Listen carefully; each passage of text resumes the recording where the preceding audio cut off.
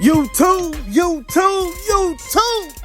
This your boy Tone, coming back at y'all, man, once again on Chevys R Us.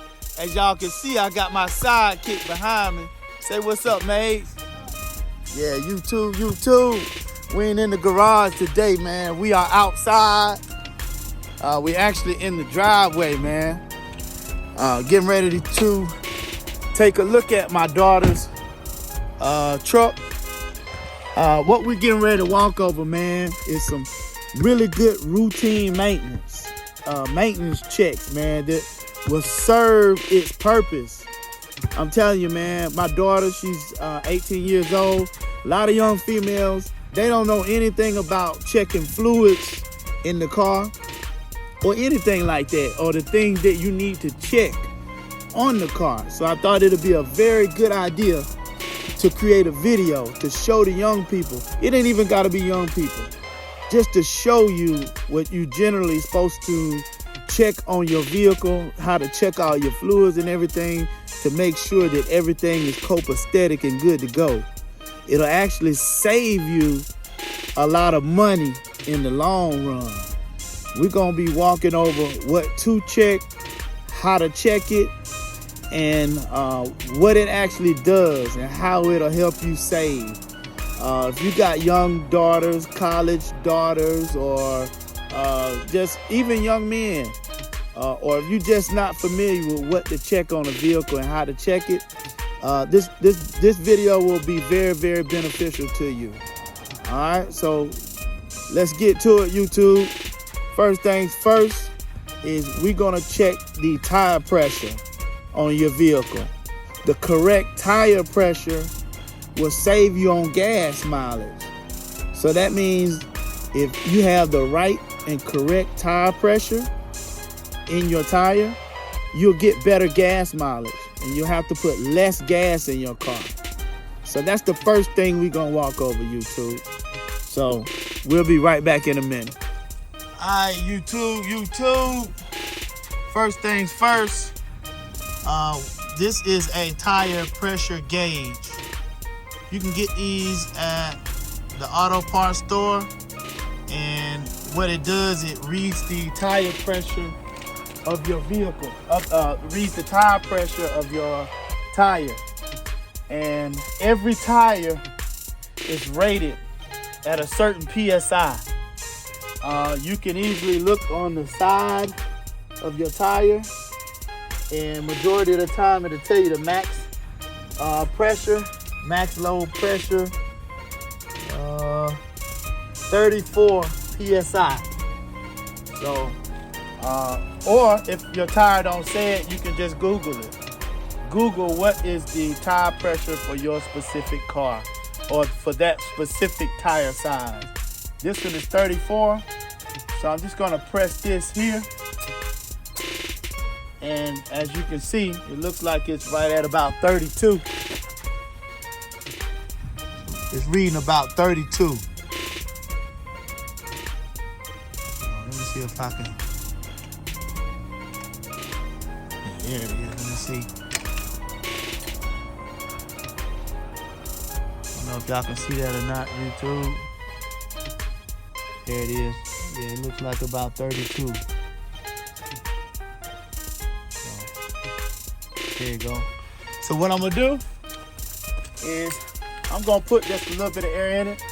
I have a compressor set at home in my garage, but theoretically this is the same type thing you would find at the gas station. Some of them have the gauge built onto it to where you can see the pressure, and you can put air in it.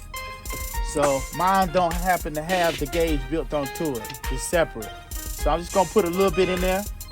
And what you wanna do is just take that little thing, take the cap off, unscrew the cap,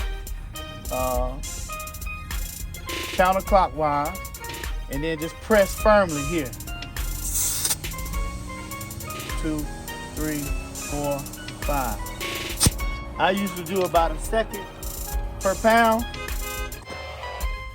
So it had 32, so it needs 34, 35. So that's about 3 seconds. 1, 2, 3. I'll just put an extra second in there. Now I'm gonna check the pressure again. And it's got way too much. It got 45 pounds. So I'm gonna take some out. These little gauges, they come with a little thing on the end, or you can press this little button in the middle and take air out. So I'm just gonna take a little bit out because I got a little bit too much in. Check it again.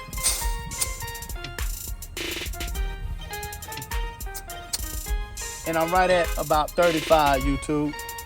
So now that I got the pressure at 35, I'm looking for my cap. I don't see it.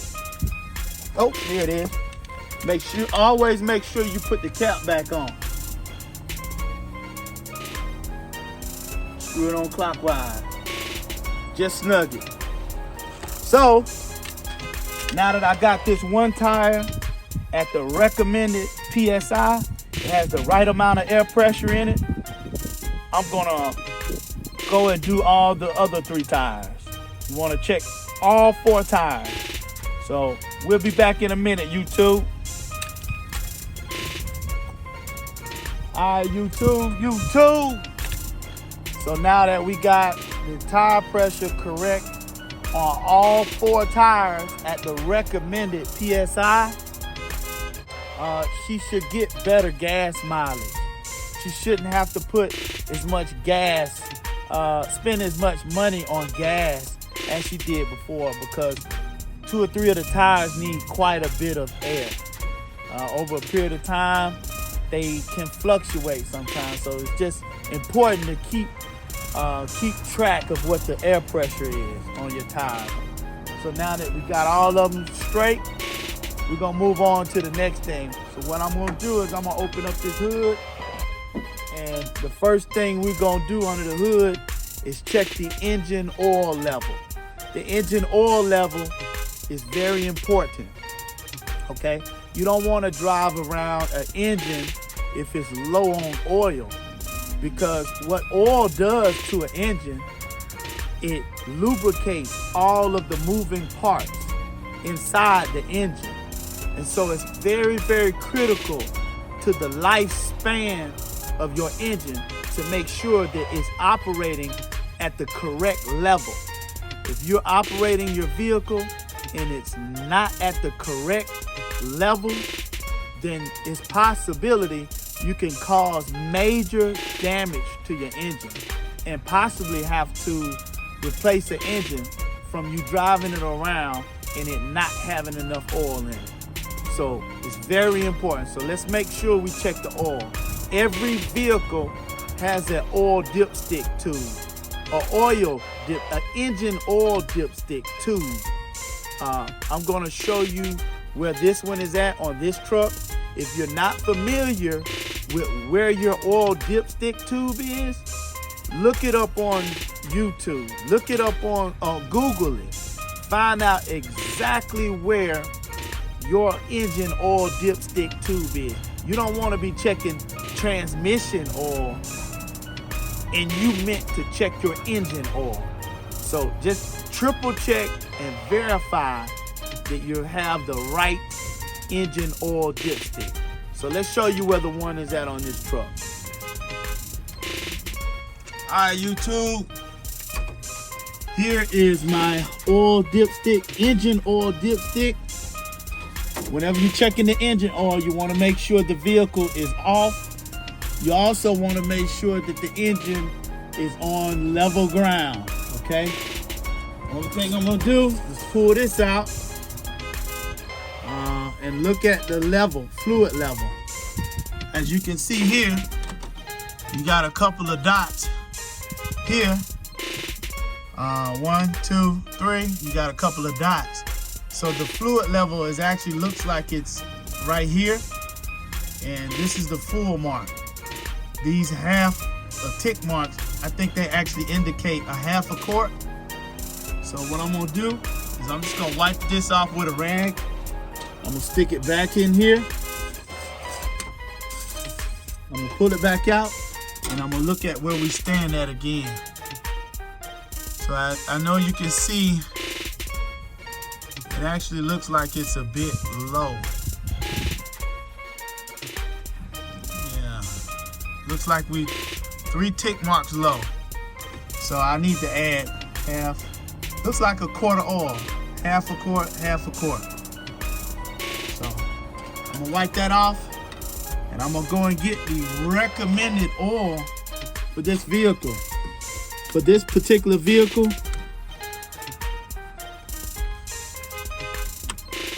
looks like 5W30 is the recommended oil weight. Every single car has a specified oil weight. This is the type of oil. This engine takes 5W30, SAE 5W30, and it's all different kinds of oil. You just want to make sure you put the recommended oil type in for your specific vehicle. So let me go grab some oil and I'll be right back. All right, YouTube, just adding the oil. Got the funnel. This is where you add the oil at right here. Stick that funnel down in there. I can't read. You gotta record it, get it.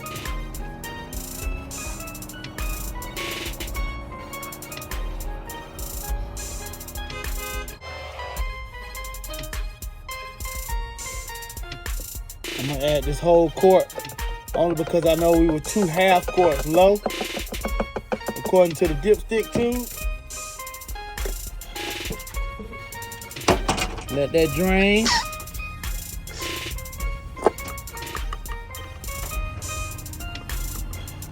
Put the cap back on. And now I'm gonna check the fluid level one more time.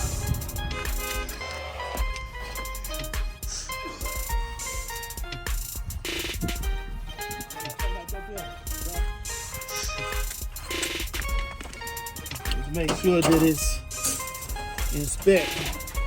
I'm gonna wipe this off the first time, and I'm gonna stick it back in.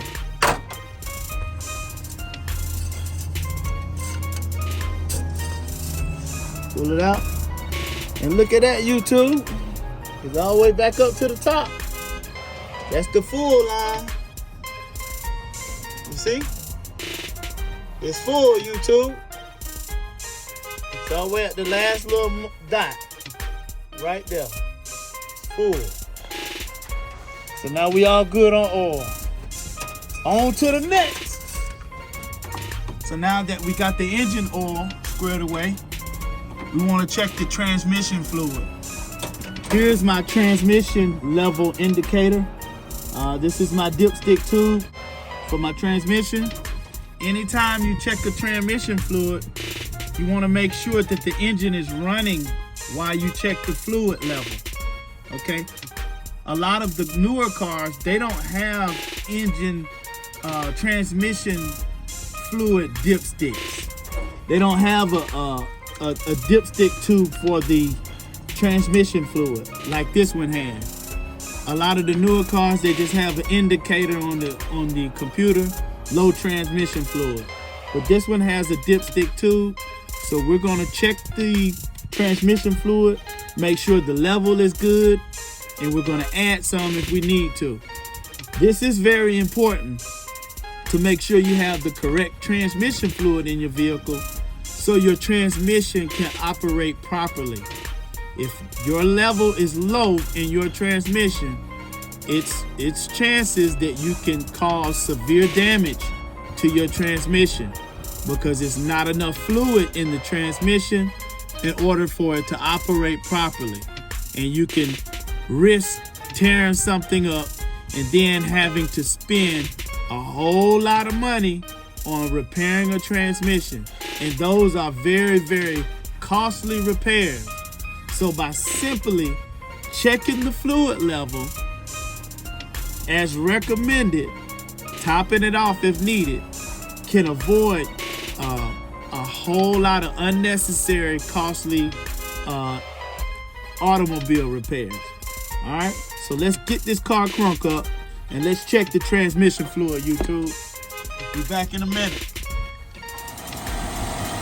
All right, YouTube, now that the engine is running, just gonna pull this out. actually looks pretty full, so I'm gonna wipe this off.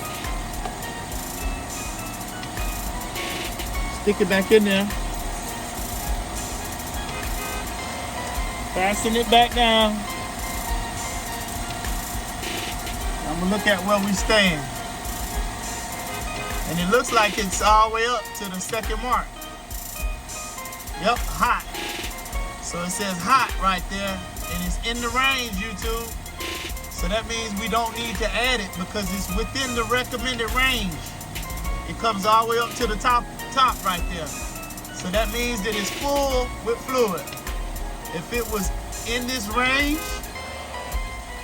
in the middle or somewhere in this range, it'll still be good. But if it was below this line here, down here, then we'll have to add fluid into it until we get into this range. And you usually want to add transmission fluid about a half a quart at a time, YouTube. So if you got 1 quart, this is 1 quart. This is 1 quart of transmission fluid. I will add half of it, then check the fluid level again, and then if it's not where we're supposed to be at, then we'll add the other half. And you always want to make sure that you add in the correct kind of transmission fluid, whatever's recommended for your specific vehicle. You don't want to damage your transmission by adding in the incorrect transmission fluid. So if you're not sure, you need to ask somebody, or you need to look it up on Google, or look it up on the car manufacturer's website, or call the auto parts store. They'll tell you. All right. So let me get this back in, and we'll be back in a minute, YouTube. All right, YouTube. Next thing next, YouTube. We're gonna look at the brake fluid level. Okay. I'm just gonna wipe off this. If you're not sure where your brake fluid master cylinder is, or if you're not sure where to add the brake fluid, look it up on Google, YouTube, for your specific car. I'm sure every single car has one. All right, and your car also takes a recommended brake fluid type. So I'm just gonna walk you around here and show you. We have a minimum level indicator, and you got a max, M-A-X, a max level indicator. So right at that little point, this is the max fluid level, and this is the minimum. So it looks like we're in between. We are okay with brake fluid, but I'm just gonna add a little bit more to bring the level up to the max, okay? So I'm gonna take this top off. I'm gonna take my funnel, stick it in the top, add fluid in here until it comes up to the max level. All right, YouTube. I got that brake fluid at the max level, right at that max level indicator. And so the brake fluid is good to go. So the last thing we need to check is the coolant level. And every car has a coolant reservoir. And this is the coolant reservoir right here for this particular car. It has a minimum, it has a cold level, and it has a hot level. And as you can see, it looks like our coolant level is full cold. So that's where it's supposed to be. When the engine is cold, it's supposed to be at that level. And if it was lower than that, we would add coolant to it. Every vehicle has a recommended coolant type.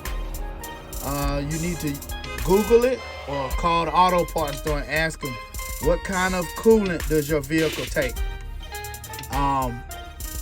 Having the correct coolant level is very important.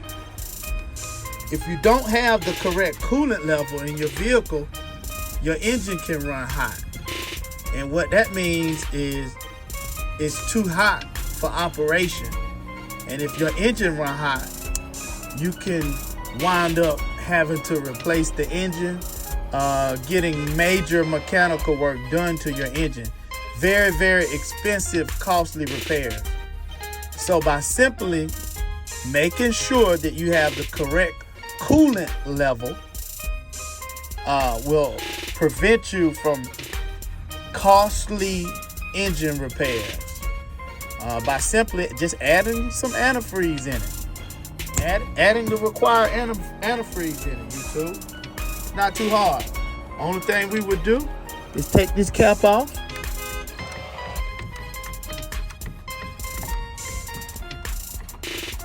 And pour coolant in here until it comes up to the cold level. That's it. You never want to open your coolant reservoir if the engine is hot. Never open one of these if the engine is hot. It'll have a little warning sign on top of it. Don't open the coolant reservoir when the engine is hot, because it'll overflow and it'll spill all the way out. And then you have a big mess on your hands. All right, so I'm just gonna put that back on till it snugs, and then back off just a little bit. I don't want it to get stuck on there. Boom, till it gets seals good. All right, so pretty much YouTube, we check the tire pressure, which will give you better gas mileage and having you spending less money at the pump. We check the engine oil level, that will prevent you from having costly engine repairs by making sure that your engine has the correct amount of engine oil.